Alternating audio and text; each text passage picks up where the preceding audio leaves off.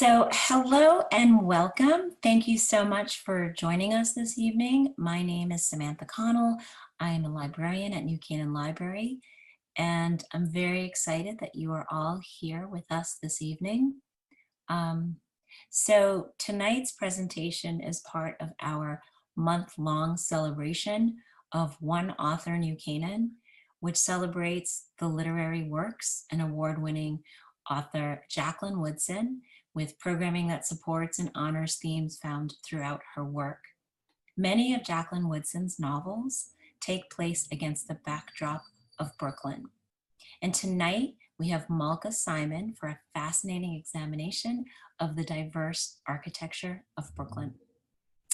So just a few things I want to go over. We are on a Zoom webinar, which means for the duration of the program, both your video and your audio will be off.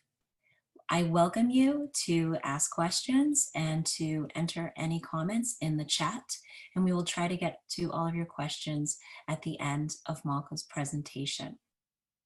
So Malka Simon is an architectural historian specializing in modern architecture and urban development in the United States and Europe. She teaches courses at Brooklyn College on the history of architecture and urban development in the United States and Europe. Her research examines Brooklyn's industrial landscapes of early 20th century and considers the intersections between architectural landscape and social history. She is currently working on a project that frames Brooklyn's industrial architecture within the broader context of New York City's outer borough landscapes. Ms. Simon holds a PhD from the Institute of Fine Arts, New York University. So thank you very much for joining us tonight, Malka. Thank you. Hi, everyone. I'm going to share my screen. And just while I'm queuing up my PowerPoint, I just want to thank the New Canaan Library and Samantha and also Kathy Blantz for inviting me to speak tonight. I have to admit that when I was first approached and asked to speak about Brooklyn architecture, I was at a little bit of a loss since there's so much to say, and I wasn't exactly sure what I wanted to talk about. I was sort of overwhelmed by my choices, but I am going to, as the title of my talk says, I'm going to tell stories through architecture tonight, and I'm going to do that by examining domestic and residential landscapes in Brooklyn. So, you know, when I was thinking about this talk, I was thinking about Jacqueline Woodson's work and about, now I've read a few of her books, and I was thinking about her characters and the way that she kind of uses Brooklyn as a backdrop, as a setting. And it kind of speaks to how I study architecture, which is I like to look at architecture as part of a larger landscape. What I mean by that is I like to think of the buildings not just as buildings, not just as inanimate objects, but as reflecting the social interactions and the very rich history of the place as a whole. And you know, I ask myself, how does the built environment express different social relationships? And so since Woodson's books, since many of her stories are really about just sort of ordinary people living in ordinary surroundings, I thought actually in a way that's sort of perfect for what I work on, which is very often vernacular architecture, whether it's the industrial vernacular or the domestic vernacular. And I want to talk about the kind of everyday architecture of Brooklyn, just like Woodson, you know, writes about the, you know, everyday, sort of the everyday lives of her characters, and what drove the development of Brooklyn's vernacular. And since I thought that I would kind of use some of Woodson's neighborhoods as a starting point or a focal point, so I'm going to take a look at, we'll look at Park Slope a little bit and Bushwick, as well as many other neighborhoods in between. And I have to warn you that this talk is definitely idiosyncratic. It reflects my interests and it leaves out a lot, but in the famous words of Thomas Wolfe, only the dead know Brooklyn. So I feel that, we can't possibly hope to cover everything, but I hope that I'll give you a taste of Brooklyn architecture. Also, this wasn't in my bio, but I'm a native of Brooklyn. I was born and bred in Brooklyn, in sort of mid and southern Brooklyn. I live there now, so it's a subject that's very close to my heart. And Brooklyn, one of its nicknames actually is the city of homes and churches, which in many ways is quite inaccurate, but it does have a certain accuracy in the way that it casts Brooklyn as a kind of ordinary place where people live, where people worship, where people just sort of live out their lives, their ordinary lives. And what I love about Brooklyn, of course, is also its great diversity.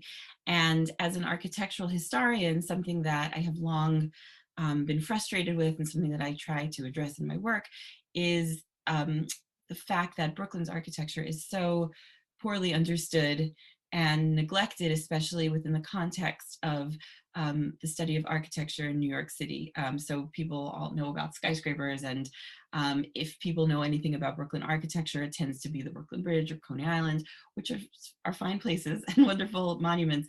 But we don't really see much about the vernacular landscape. And so I want to shine a light on these landscapes, because by telling the stories of these landscapes, we can really learn so much about the stories of the communities who live there, who so often, in the case of Brooklyn, are marginalized communities. They're often working class communities, they're communities of color, religious and ethnic minorities. And so when we highlight the buildings, we also highlight their stories, which is why I think it's so important to talk about what these landscapes look like. It's not just about the architecture, although that's great. Obviously, I love that, but also about the social history and the social landscape. So I just want to start with a map of New York City. I don't know how familiar everyone is with New York and its layout. A little history. Many of you might know that Brooklyn was actually an independent city until 1898, when it was consolidated into Greater New York. So 1898 is the year that New York City as we know it today was formed. And so you see on the screen the 5 boroughs of New York, with Manhattan in red, ringed by the so-called outer boroughs, which is, a term that I take issue with, but we'll leave it for now. And at the time of consolidation, Brooklyn was a very large city. It was actually the 4th largest city in the United States. So it was quite an urban entity in and of itself. And you see it located here. It's adjacent to Queens. It lies at the very western edge of Long Island. But historically, I want to take a closer look at what Brooklyn used to be. So this is just an old map of Brooklyn. And the first people to settle in Brooklyn were the Canarsie Indians. They were followed by the Dutch, who arrived in 1636. And the Dutch purchased land in southern Brooklyn in what's now Flatlands, over here, sort of off Jamaica Bay. And the Dutch, soon after that, they also purchased land in kind of the northwest part of Brooklyn, off Gowanus Creek, up over here, Brooklyn Village. And from the very beginning, Brooklyn had a relationship to Manhattan, or to New Amsterdam, as it was called then. In 1642, ferry service was started by an enterprising Dutchman named Cornelius Dirksen. He started running a ferry between Brooklyn and Manhattan. And so in that way, they were just always connected. And so what happens is development in Brooklyn, urban development, spreads out from Dirksen's ferry landing and gradually moves south. The southern part of Brooklyn stays agricultural for much, much longer than the north. Between 1643 and 1657, the Dutch West India Company starts granting patents for 6 different towns. And so this map which is showing you these original 6 towns of Brooklyn. And moving from the north, we have Bushwick, Brooklyn. I'm sort of moving counterclockwise. There's New Utrecht, Gravesend, Flatlands, and Flatbush kind of sitting in the middle. And eventually, you know, these towns would coalesce into what we call Kings County. I want to briefly mention, since I think most of you are based in Connecticut, in New England, that Gravesend was the only one of the original towns that was English. All the other towns were Dutch.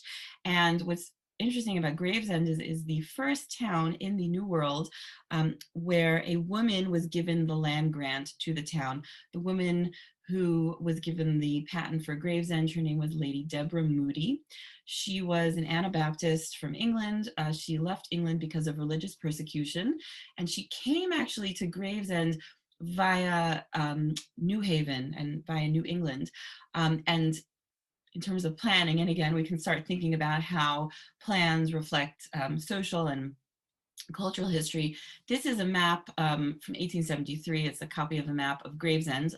And you can see that the original plan, it's not exactly the original plan, but it was a 4-square plan that actually has a lot in common with the plan of New Haven, and also evokes certain biblical passages about the New Jerusalem and the city of heaven. So the plan itself reflects Moody's religious beliefs and Moody's religious practices.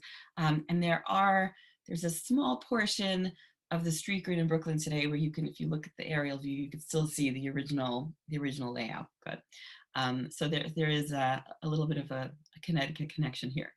Now the English came in 1674. Not a lot really changed significantly. The towns of Brooklyn were pretty autonomous. They were in charge of collecting taxes, and they, you know, laid out their own roads as much as they did. And life in Kings County was really very communal. It was communally oriented. It was agricultural for the most part, and it was heavily reliant on slave labor. And so that was the situation in Kings County during the British period, and even in the post-revolutionary period as well. After the revolution, things slowly begin to change. And the difference after the revolution between northern Brooklyn, or the village of Brooklyn in the north, and the other towns becomes more pronounced. And so Brooklyn becomes, northern Brooklyn that is, becomes urban, whereas the southern towns remain agricultural. And so I'm going to just sort of use this neighborhood map to keep coming back to sort of ground you all in where we are. So if you look at this map, we're going to start in Brooklyn Heights, sort of at the northwest portion of Brooklyn today. It sits, as you can see, very close to Manhattan. And Northern Heights is often described as, you know, the first suburb in the US, certainly the first suburb in New York. It was driven by primarily the availability of transportation, which, as we'll see, is a leitmotif in this talk. As neighborhoods develop, the transportation is always a key element in that neighborhood development in Brooklyn. So in 1802, Hezekiah Pierpont started buying up lots in Brooklyn Heights. And in 1814, Robert Fulton started running his steam ferry Nassau back and forth between Brooklyn and Manhattan, which made, of course, the steam power made ferry service much more reliable than, you know, Cornelius Dirksen was using a rowboat, but the steam ferry was much faster and much more reliable. So in 1823, Pierpont began subdividing his land, and he began selling off lots and advertised Brooklyn Heights as the nearest country retreat to New York City, with attractive views, specifically catering to high society. And here are a few early views of Brooklyn Heights. On the left, in 1778, you see it's really very rural, although you do see across the East River, you can make out some of the spires of Manhattan. And on the right, in 1849, Manhattan's skyline is developing even further. You see the masts of ships. So, you know, described, if you read Walt Whitman's Crossing Brooklyn Ferry, he describes the mast shipped shores of Manhattan, mast line shores of Manhattan, kind of overlapping with the spires of the churches, whereas Brooklyn remains fairly rural, low rise, still pretty sparsely populated, although we're starting to see settlement. And this view of Brooklyn Heights from 1852 is nice because you actually see it from the water. And so you see these mansions that are built on the bluffs overlooking the harbor. You can see that, it had a nice view. You got these refreshing sea breezes, and it was a very nice place to live. And so other property owners in the area, and I don't know if you've been to Brooklyn Heights, but not just Pierpont, but the Remsens, the Drellmans, the Hicks family, they all have names that are, they all have streets that are named after them. They begin to subdivide their land as well, and they start to sell it off. And so by 1830, one English visitor described Brooklyn Heights as a very neat and elegant place, very picturesque. There were willow trees planted on the streets to make it look nice. And just to give you a sense of what these buildings actually look like, this is one early building in Brooklyn Heights, located at 24 Minnock Street. It's the Eugene Boisselet House. It's actually described in the A Guide to New York as the Queen of Brooklyn Heights. You can see it's fairly large, for its time. It's 2 stories plus an attic. It's a very simple federal style kind of a mansion, really, and very quaint, very, very charming. A few blocks away is 70 Willow Street, another early example of a Brooklyn Heights mansion. This was originally the Adrian Van Sinderen house from 1839. You can see on the right, it had been painted yellow. It was recently renovated. This is even bigger than the Boisselet house, and it's considered a kind of an example of Greek revival. It's a little bit more formal than the federal style. It has this nice deep entryway that kind of gives it, nice sort of play of light and shadow on the facade. You can see it has an attic level, and it's pretty large and grand. But the reason that I want to point out 70 Willow Street is it's famous for another reason, which is that this was the house that Truman Capote lived in when he wrote Breakfast at Tiffany's and In Cold Blood. And Truman Capote was part of the wave of artists and writers who settled in Brooklyn Heights past its prime. It's interesting to think about how neighborhoods evolve over time, and how even though the buildings stay the same, the inhabitants and the people change, and that in a sense changes the character of the neighborhood. Even if it's not immediately obvious through the architecture, the social reality does sometimes change. And so Capote is part of this group of writers and artists who are living in the Heights. And he famously said, "I live in Brooklyn by choice." This was at a time when Brooklyn was not a cool place to live. It was sort of second rate to Manhattan, but he liked to be in this artistic and literary hub. And this is where he wrote some of his most famous works. Now, I want to move on to some brownstones, because I think perhaps the housing type that is most associated with Brooklyn, whether or not it's accurate, is the brownstone. And the word brownstone, it's what it describes is a type of sandstone that is quarried all around the tri-state region, including Connecticut. Portland had some, I don't think they're still active, but Portland was a main source of New York brownstone, and these brownstone slabs were quarried and then they were sent on barges down the river to the harbor. Originally, actually, they were so prevalent that the architectural and urban historian Louis Mumford coined the term the Brown Decades to describe the post-Civil War period in America that was kind of drab, a period of like national mourning, and where even the architecture seemed to be depressed and brown and in mourning. And when brownstone is used on a building, it's always just the outer layer. It's not, the building is not made of solid brownstone. It's just layered on the outside. And even though it began as a material used for upper class houses, methods of mass production soon made brownstone much more affordable. And so it becomes more prevalent in middle class housing. So it goes from being a signifier of wealth to a signifier of perhaps, just the middle class.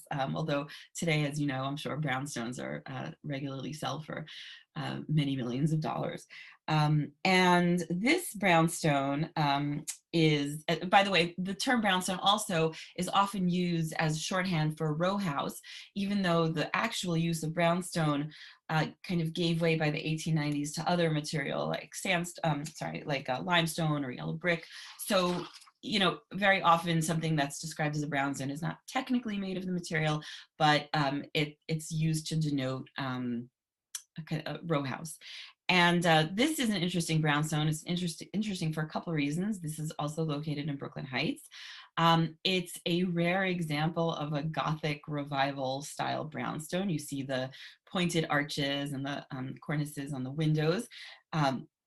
Gothic style brownstones are not common in New York, but Brooklyn Heights happens to have a lot of them. And 135 Hicks Street is particularly interesting because it was the home of none other than Louis Mumford, who I just mentioned, who briefly lived in Brooklyn Heights. He later moved to Sunnyside, Queens, which was actually a very innovative housing development not too far from Brooklyn. And he described this house in his autobiography, Sketches from Life, which was written in 1982. He was renting an apartment within the brownstone. So, again, this was part of this period, this sort of bohemian period of Brooklyn Heights, when these grand brownstones were subdivided into multiple apartments inside. And he wrote the following: "We had a 1.5 room basement apartment and a share in a rear garden. The small rear alcove, whose only ventilation came through an air shaft, we dedicated to typing and dressing. We found later that the air shaft served our upstairs neighbors, for they were amused by overhearing our sometimes bawdy repartee while undressing for bed. Our new neighborhood was a genial example of the urbanity and community. Hicks Street met our need for aesthetic comeliness and social variety." So I think this passage really encapsulates so perfectly that meeting of architectural beauty and the social liveliness of a place, and how they kind of come together to create a sense of place. And after Mumford moved out, after Brooklyn Heights definitely did kind of fall into a decline. It sort of, many of its buildings became run down. Again, the houses were subdivided, but it also became a hub for the emerging so-called brownstoning movement that emerged in the 1950s and picked up speed into the 60s, 70s, and 80s, spread beyond just Brooklyn Heights. And what's interesting, I think, is if you've ever driven on the Brooklyn Queens Expressway, you might have driven through Brooklyn Heights, but you didn't drive through the neighborhood, you drove at the edge of the neighborhood. In 1942, Robert Moses had his eye on Brooklyn Heights. Of course, Robert Moses, the Commissioner of Parks, planning czar of New York, who really was infamous for running highways through neighborhoods. And although he did run highways through many neighborhoods, including many in Brooklyn, that really ripped apart the fabric of the neighborhood, by the time his plans for Brooklyn Heights were coalescing, the Brooklyn Heights Association, which was composed of these upper middle class residents, successfully lobbied for him to move the highway to the edge of the neighborhood. And so you have this cantilever structure with the famous promenade at the top, that you can walk along the promenade over the cars and trucks, and you get these beautiful views of Manhattan. Although it is in dire need, the BQE that is, of structural repair. That's a separate problem. But I think it's interesting to think about how the people in Brooklyn Heights had the political connections and the wherewithal to oppose Moses successfully. And also Brooklyn Heights had the sort of cultural, the cultural connections to successfully lobby. They became the first historic district in New York City in 1965. So they became they are, much of the neighborhood still is a landmark historic district, which reflects again that sort of, always Brooklyn Heights is like that upper class hub. Um, so that leaves us at Brooklyn Heights. Now, if we go down to the waterfront, this is actually a view of the waterfront with downtown Brooklyn and parts of Brooklyn Heights in the background. Um, a lot of my research deals with industrial landscapes in Brooklyn. And in fact, Brooklyn, it was called the City of Homes and Churches. It was also called the Walled City because it had this unbroken stretch of warehouses running along so much of its waterfront. And I'm showing you one portion of those warehouses here where you see, they're called the Brooklyn stores, the storehouses, where you see the line of stores that stored these bulk goods, very often grain or cotton or other goods meant for shipping. And these storage sites and also Brooklyn's extensive network of factories employed an enormous labor force, and this labor force needed a place to work. They had a place to work. They needed a place to live. So there was glass making going on in the Brooklyn waterfront. There was sugar refining, oil refining, grain handling. Brooklyn was the center of the grain trade, and all of these people, this industries were moving from New York City, Manhattan, right, to Brooklyn because Brooklyn had a lot of space. This is a pattern that repeats itself over and over. And as the workers came to Brooklyn for jobs, they needed a place to live. And so backtracking a little, one of these places where workers settled was the neighborhood of Bedford. Which today is kind of on the edge, on the boundary between Bed-Stuy and Crown Heights. If you see over here is Bedford. And so residential development grew. And they grew for the working class and they grew for the supervisors of these factories. And again, transportation was key. In the case of Bedford, it was the omnibus, which was essentially an enormous stagecoach that ran to the neighborhood. The developer of Bedford, a man by the name of Montgomery Queen, bought land starting in the 1840s. So we're going a little bit back in time now. And he established an omnibus line to the neighborhood to bring people in. The crucial thing about the omnibus line is that it was not open to Black passengers. And the irony here is that Bedford is actually the site of a really fascinating, or two fascinating early free Black communities in New York.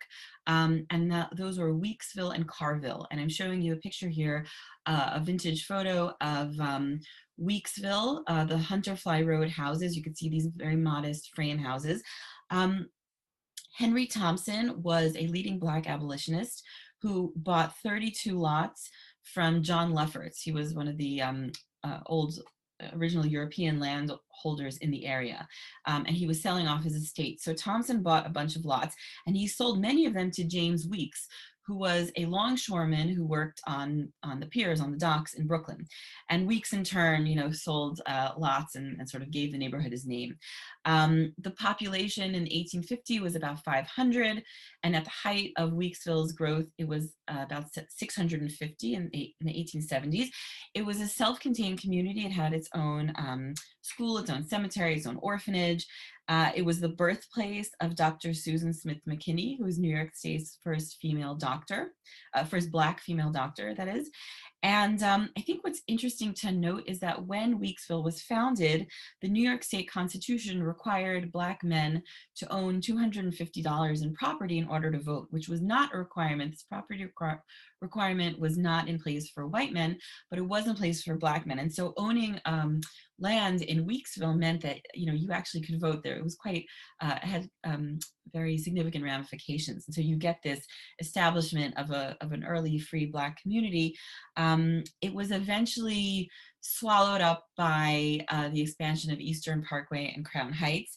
And it was sort of forgotten about until 1968, when I think a couple of urban archaeologists spotted these remnants of the Hunterfly Road houses from an aerial photo. And actually today you can visit the Weeksville Heritage Center and see some of these early frame houses, and you see the small scale, the modest size houses. But you can imagine how it was a nice, pleasant place to live.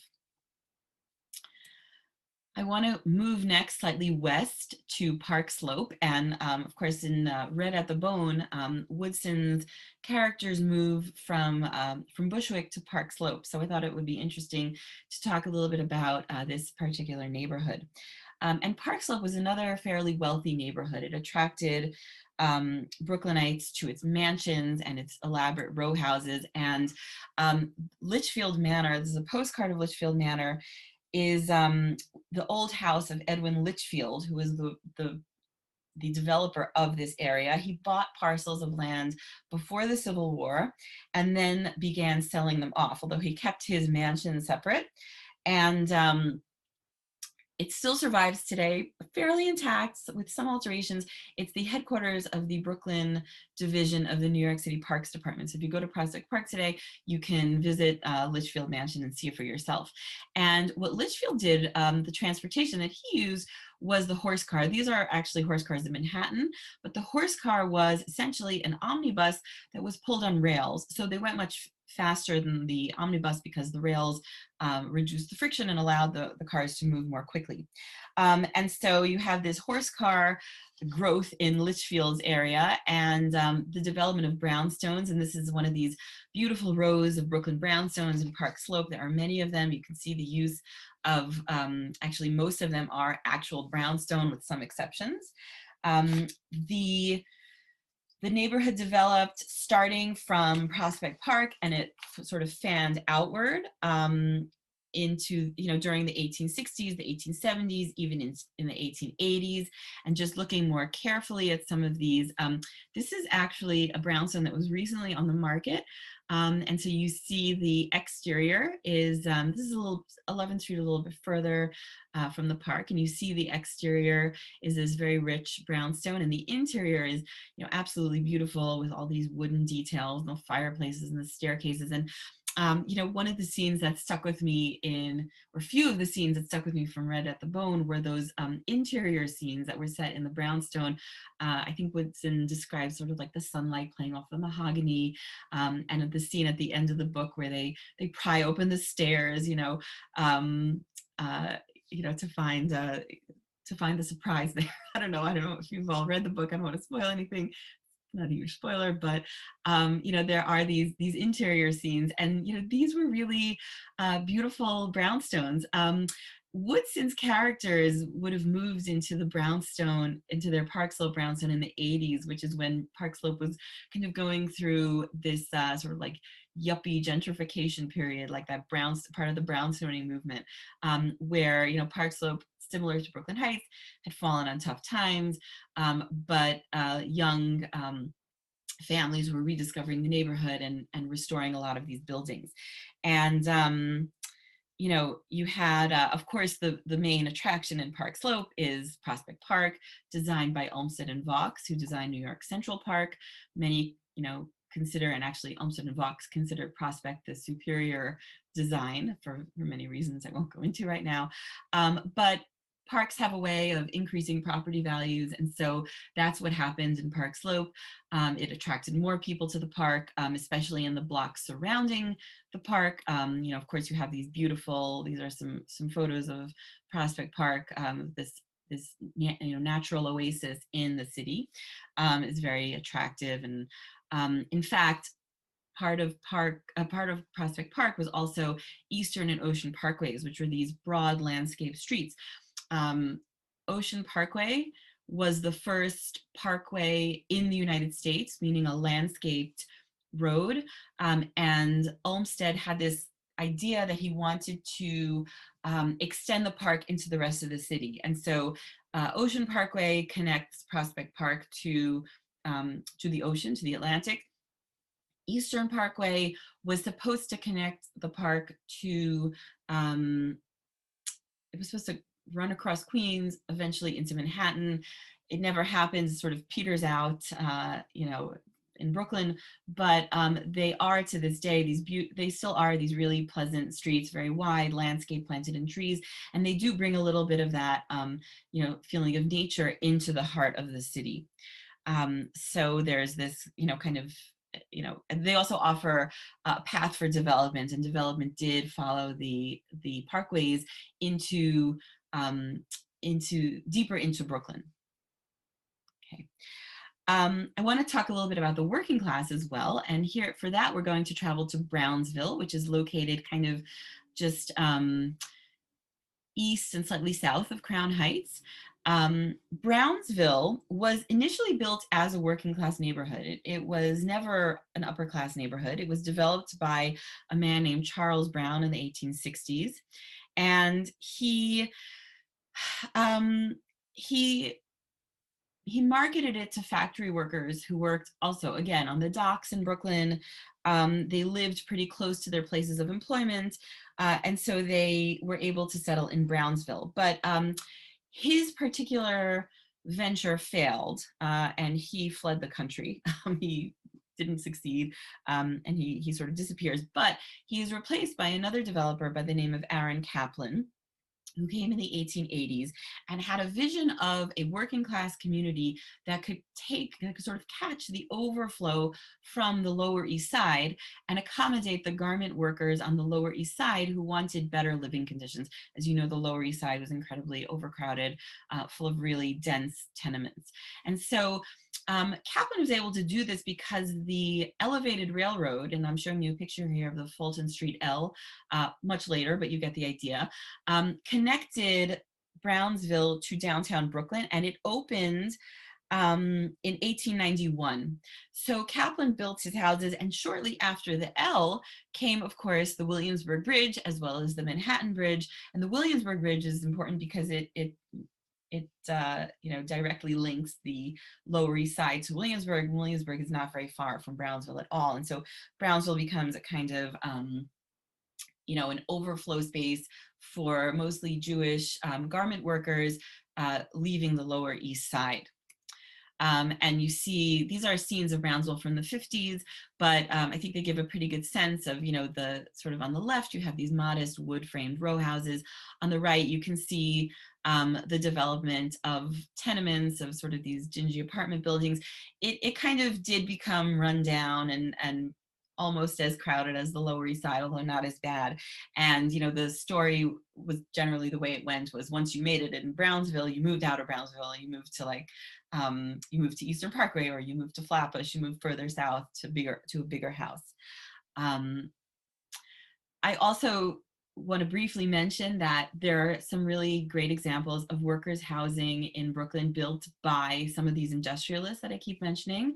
So for example, the Astral Apartments in Greenpoint, which is in northern Brooklyn, were sponsored by Charles Pratt, who was the oil magnate who of course, founded Pratt Institute, was very active in philanthropy in Brooklyn. And his Astral Apartments were very luxurious for working class housing. They were fairly large. They had a courtyard in the center. They had hot and cold running water. There were toilets in each apartment. There were stoves. It was considered quite luxurious. And it was also very beautifully designed. You can see the brickwork and some details on the right, some of the terracotta ornamentation. Okay, moving slightly south, we're going to now turn our attention to Flatbush, just south of Prospect Park, or actually we're going to look at Prospect Park South and Flatbush. So there are two neighborhoods south of Prospect Park. And these are neighborhoods that are built by the famous trolleys of Brooklyn. Of course, I like this picture, this old photo, because this particular trolley is sitting in front of Ebbets Field. You can see it in the background.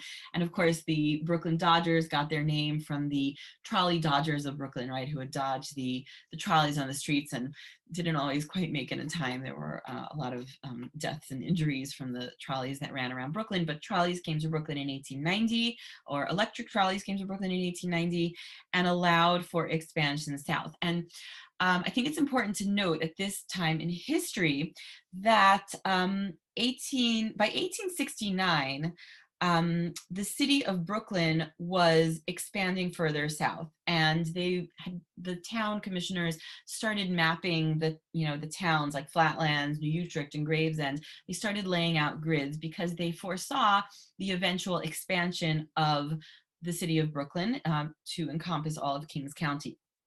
1869, of course, being the same year that the Brooklyn Bridge began construction. So, Brooklyn would go on to formally annex most of the towns by 1894, which is the same date that Brooklynites approved consolidation to New York by a very slim margin. And in 1896, Brooklyn annexed Flatlands and then, became part of New York City 2 years later. And one of the developments that took advantage of, southern Brooklyn was a place called Prospect Park South. And so on the left, you see an old postcard, and on the right, a photo from today.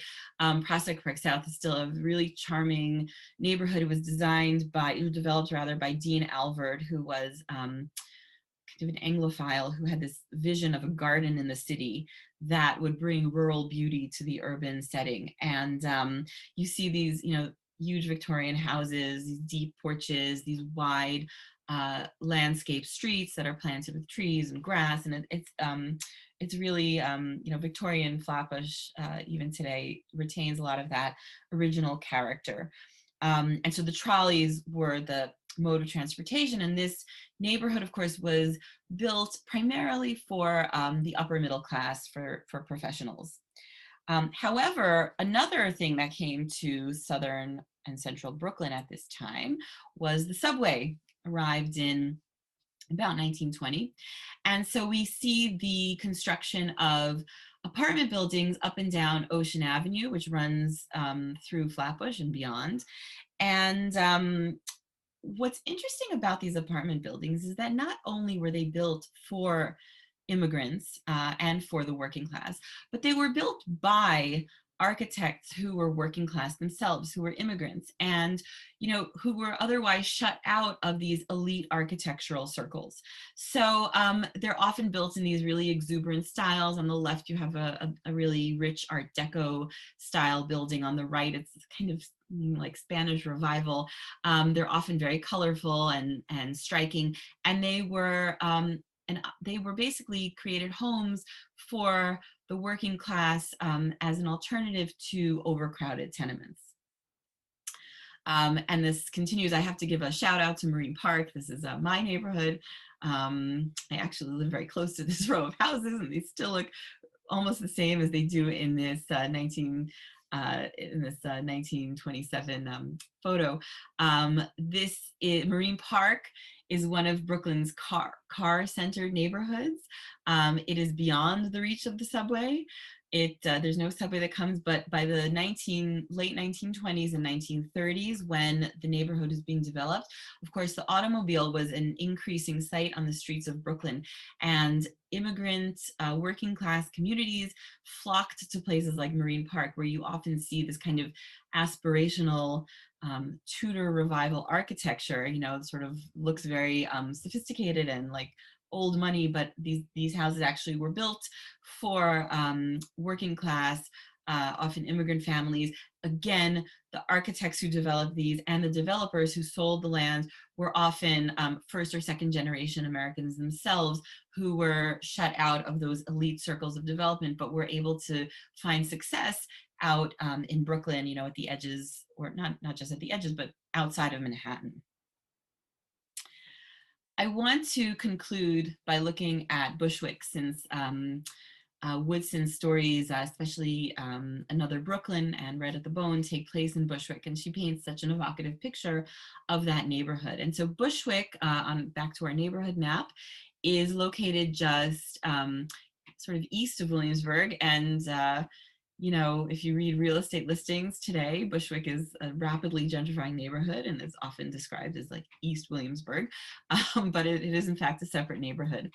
And like so much of Brooklyn, it began as a bucolic agricultural setting. It was an independent, remember that it was one of the 6 original towns of Brooklyn. And in the 1840s and 50s, there was a significant influx of German immigrants, which led to the establishment of brewing as the main industry in Bushwick. And this is the Liebman Brewery, which is probably most famous for Rheingold beer, one of the most famous beers to come out of Brooklyn. And Brooklyn was the center of the beer brewing industry for many, many years. It was a nice relationship because the farmers, the dairy farmers who still lived in Bushwick would buy the grain byproduct from the breweries and feed that grain to their cows. And so with the arrival of the brewers came residents as well. And so these are some images of the Ulmer Brewery, which is one of the breweries that are still standing. And it was recently, within the last 10 years, it was landmarked. It's a designated New York City landmark. So you see on the left an old engraving, and then on the right, some more contemporary images. And the Ulmer Brewery had, there was, I like to think of these industrial areas or these industrial buildings as part of a larger ecosystem. So brewers need a place to live. The supervisors need places to live. The workers need places to live. And not, of course, just the brewers, but there were many industries in the area. And so you get, for example, the construction of the Ulmer mansion. So there are these mansions built in Bushwick. But there are also these townhouses, these row houses. This was the so-called doctor's row, where a lot of doctors eventually settled in these row houses that you might notice are faced in brick. They're not actually brownstone, but they are row houses. This is another pretty block in Bushwick. This is Irving Avenue, sort of in the northeast section of the neighborhood. Again, these very attractive row houses that house workers. If they housed workers, and they were subdivided on the inside. If they housed more upper middle class families, then they were just a single family house. And it was a nice place to live. In the 20s, the German population was replaced largely by an incoming Italian population. And then following World War II, Bushwick saw the arrival of a large Black population, both American and Caribbean, as well as a Puerto Rican population. And this is kind of the post-war period is when Bushwick sort of runs into some trouble. During the 40s, especially after World War II, industry across New York City began to decline for a variety of reasons. And so as industries slowed down, jobs from those industries also started gradually, slowly disappearing. The Depression also, of course, before this was happening, the Depression was, of course, slowed residential development. And the Depression gave rise to this map that you're looking at here, which is the Homeowners Loan Corporation map. This one is of Brooklyn. And this is a sort of famous or infamous for creating this ranking system for backing mortgages that kind of ranked different neighborhoods according to stability. And so an A-ranked neighborhood was considered a fairly safe, stable place, whereas D neighborhoods were considered, the housing stock was old and it was considered unstable. And the colors that went along with these, the D neighborhoods were red. And so the practice of redlining actually comes from these maps, originally from these Hulk maps that later evolved to be used by banks. And so Bushwick, and actually you can look, many of the waterfront neighborhoods of Brooklyn and the neighborhoods in northern Brooklyn are all in red. And so this is the beginning of large-scale disinvestment in the neighborhood. It's also following this disinvestment, of course, sort of feeds on one another. After World War II, as industry declines in the 50s and especially in the 60s, the Brooklyn Navy Yard closes in 1966, I believe. We see the beginning of blockbusting and white flight, where developers come in, they come into a block, they buy a house, they sell it to a Black family, and then they wait for the white homeowners to sort of panic and then sell their houses. And Woodson, there's a scene in Another Brooklyn where she describes the white families and their moving vans. And so this is what was happening in Bushwick in the 60s and the 70s. There were a lot of mortgage scams going on. There were kind of a widespread default on loans, with realtors taking money from buyers that never existed. And a lot of buildings in Bushwick were abandoned, and abandoned buildings often burn.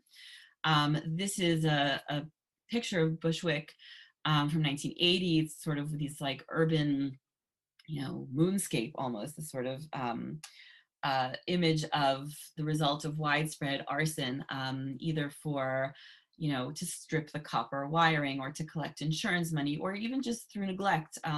Drug addicts often inadvertently started fires. And of course, the low point for Bushwick was the 1977 blackout that saw widespread looting and widespread destruction in the neighborhood. And I want to sort of pause here, or stop here, is kind of coming to the end of my talk, and say, I came across, when I was preparing for this talk, I came across an interview with Jacqueline Woodson on Brownstoner, where she talked with such love of, the Bushwick of her youth, and talked about the communities, and talked about really the love that she felt for Bushwick. And I think something that gets lost when we look at pictures like this, and sort of this kind of ruin porn, from the bad old days of New York, is we forget that these places actually had a real vibrancy, and that they had a long history of families living there, living and making communities, that you don't really, you don't get a sense. I think a picture like this doesn't really do that justice. So I think, the beautiful thing about Woodson's books and Woodson's stories is the way that she brings places like this alive. I hate to end on an image like this. This is a picture of Bushwick today, sort of, as I said, widespread gentrification going on. But, it's stories like Woodson's that kind of tell us more about what actually happened, what are the stories behind these buildings. And, we can sort of keep digging deeper and deeper to uncover these social histories and these social landscapes that give so much meaning to the architectural landscapes of Brooklyn. And that's what I have for you. Thank you so much, Malka. That was outstanding. I really enjoyed that. And can you take a few questions? We have a few. Yeah, absolutely. Okay, great. So Adria asks, her question is about the state of some buildings that we got to see this evening. The Pratt Apartments and even the Art Deco apartments on Ocean Avenue. Have they been renovated, gentrified? What your thoughts or costs there? Are they? So the Pratt, the Astral Apartments are, they're landmarked, and I haven't been in a while, but they're in pretty good shape. I think you can buy, like, they occasionally go on the market, as far as I know. I'm not positive, but you could like buy an apartment in the Astral. The Ocean Avenue apartments, they are actually part of the Brooklyn that hasn't quite yet been gentrified. And many of them are in pretty decent shape, but they're not sort of in like that undiscovered part of Brooklyn. So they haven't necessarily been restored, but they're also still in pretty good condition. And a lot of them are actually still rentals. You can rent them. So. Thank you. Richard has a question about Ditmas Park. What's the significance and any history you can? So Ditmas Park is adjacent to Prospect Park South, and it's very similar in terms of its development history, that it developed along with the trolleys. It was designed for, I'll just go back to the slide. This is technically Prospect Park South, but the truth is, if you said that this was taken in Ditmas Park, like they're sort of used interchangeably. There were a lot of like little developments south of Prospect Park that built, with these large Victorian houses. So I would say that Ditmas Park, I don't think it was specifically developed by Alvord, but it was basically same story. And I don't know what's happening with COVID, but I know like they usually do these neighborhood tours and like walkabouts, and people, you can go around and look at the Victorian houses. A lot of them have been restored and are in pretty good shape. There's a question from Tyler. Where Was is 5 points, and was the movie Gangs of New York an accurate depiction of the lower class lifestyle of the neighborhood? So 5 Points was in Manhattan, so across the river. It's sort of around, I think, where Mulberry Street is today, like Chinatown, Lower East Side. Um, but one thing I didn't mention about Brownsville is, in terms of gangs, actually Brownsville was like the birthplace of Murder Inc. and sort of the mob. So there was definitely crime in a lot of these working class neighborhoods. Brownsville is one example. But I can't speak so much to the history of 5 Points. 5 Points, as it is in the movie, that like actual intersection, it no longer exists. It was demolished as part of the city's slum clearance efforts. But a lot of these Brooklyn neighborhoods were intended to replace those kind of overcrowded tenement areas, because Brooklyn, something I didn't mention so explicitly, but Brooklyn had a lot of space for Manhattan's overflow. And so places like Brownsville initially were like not as crowded and not as bad as the Lower East Side and 5 Points.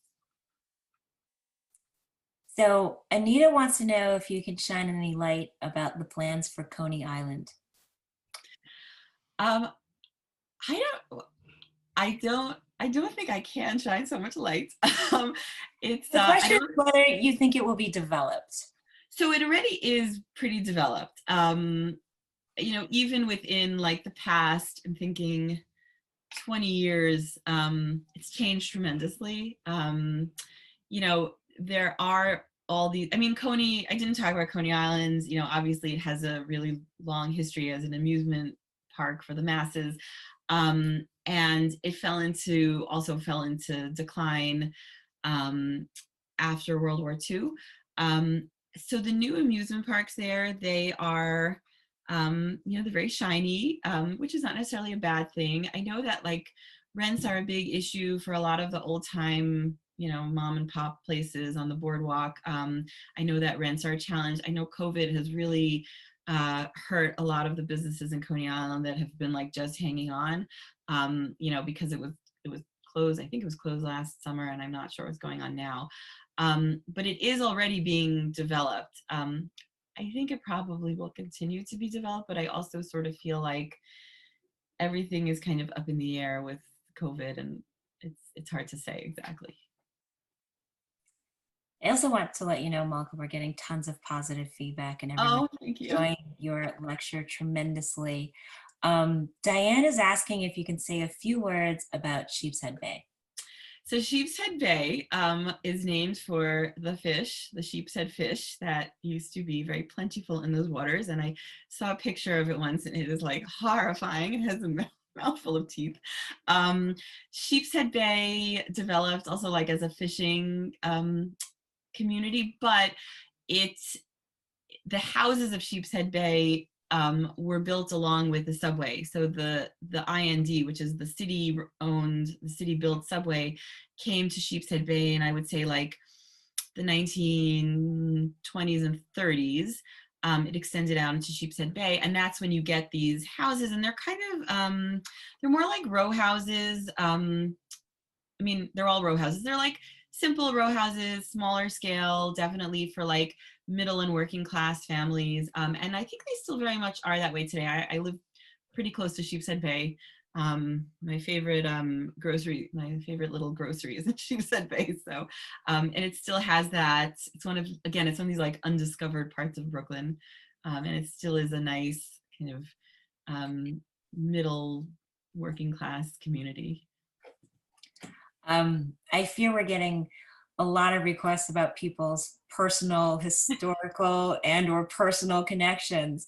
So maybe two more: Manhattan Beach and Bay Ridge, if you would indulge us. So Manhattan Beach was developed actually as a fancy schmancy resort for the elite of Manhattan. And the developer, whose name I cannot quite remember now, he built his own railroad to bring hotel patrons out to Manhattan Beach. I didn't bring the slide. There's a great image. the Oriental Hotel was located on Manhattan Beach, and it was too close to the water, and it was sort of being slowly washed away by the ocean. And so they actually hoisted the whole thing up on railroad tracks and pulled it inland. It was like this, I feel like that part of Brooklyn, there's always has a long history of spectacle. It's not quite Coney Island. It was considered, it's much classier than Coney Island. Kind of on the darker side, Manhattan Beach was the place where Jews were not welcomed, Blacks were not welcomed. It was only for really wealthy white patrons. Today, it's Kingsborough Community College is on Manhattan Beach. Although there are still, if you go today, there are just these.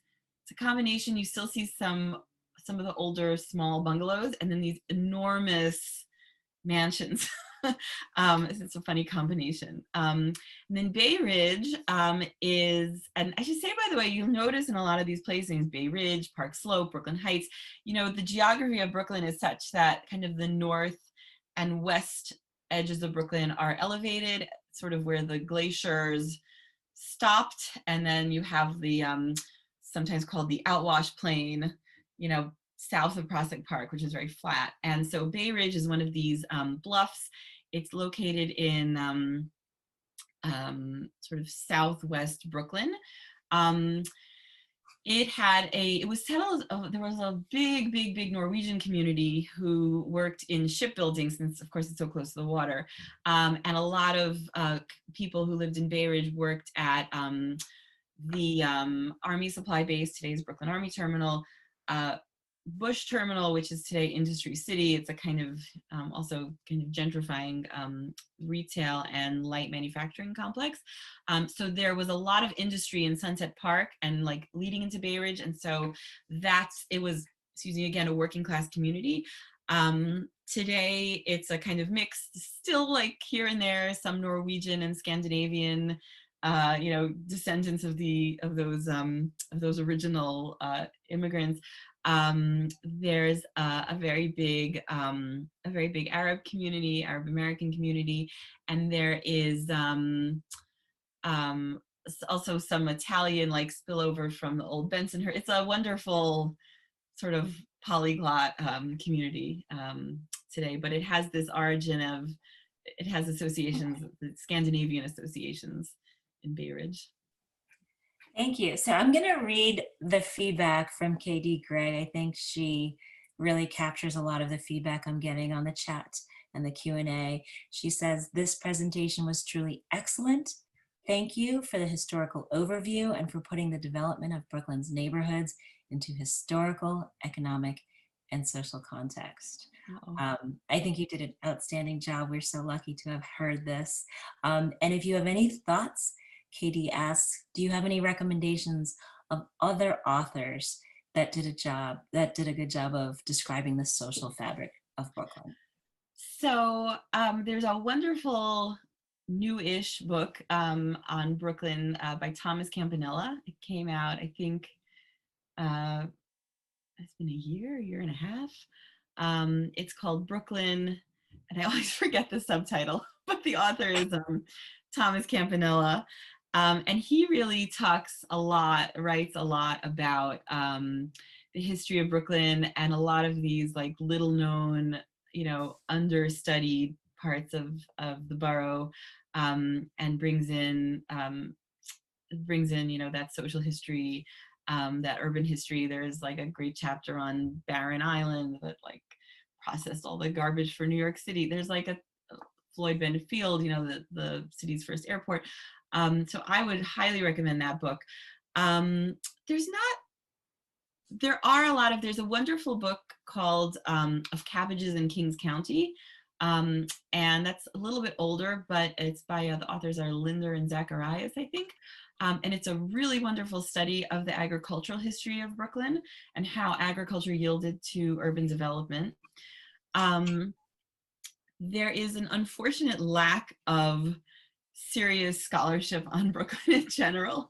One more recommendation, Suleiman Osman, Osman,